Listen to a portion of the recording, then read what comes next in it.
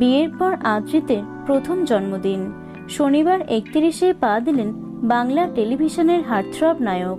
আদ্রিতের এই স্পেশাল দিনে নতুন বউ কৌশাম্বীর তরফে এসেছে আদরের শুভেচ্ছা বার্তা। জন্মদিনেও ফ্যানেদের ভোলেননি আদ্রিত। এদিন সময় মতো ভারতলক্ষ্মীর স্টুডিওতে এসে নিজের জন্মদিন পালন করেছেন ভক্তদের সঙ্গে।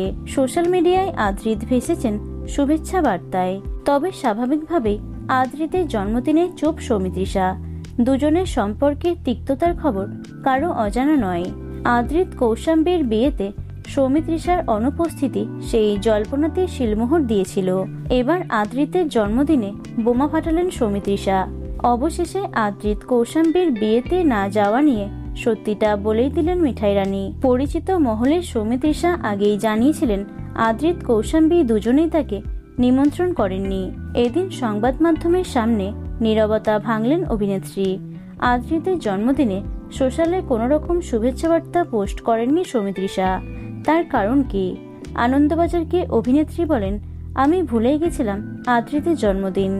আমার এত জন্মদিন, বিয়ের দিন এসব মনে থাকে না। তাও বলবো ভালো থাকুক, কেরিয়ারে সাফল্য আসুক, এই কামনাই করি।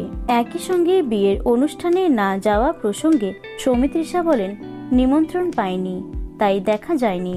আমারও তাদের শুভেচ্ছা পাঠানো হয়ে ওঠেনি। মিঠাই চলাকালীন প্রেমের সম্পর্কে জড়িয়েছিলেন আদ্রিত কৌশাম্বী।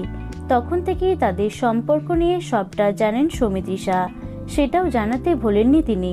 সৌমিত্রিষা আবারও বলেন, আদ্রিত তার ভালো বন্ধু নয়, বরং ভালো সহকর্মী।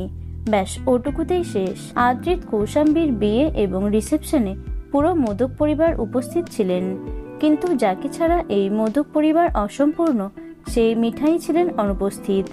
এতদিনে স্পষ্ট হলো তার না থাকার আসল কারণ। কিন্তু ভালো সহকর্মী কেন সৌমিত্রিষাকে বিয়েতে আমন্ত্রণ জানালেন না, সেটাই প্রশ্ন। তো বন্ধুরা, তোমাদের কি মতামত অবশ্যই কমেন্টে জানিও। ভিডিওটি লাইক এবং শেয়ার করো। এছাড়াও টলি দুনিয়ার অন্যান্য খবর পেতে চ্যানেলটি অবশ্যই সাবস্ক্রাইব করে রেখো।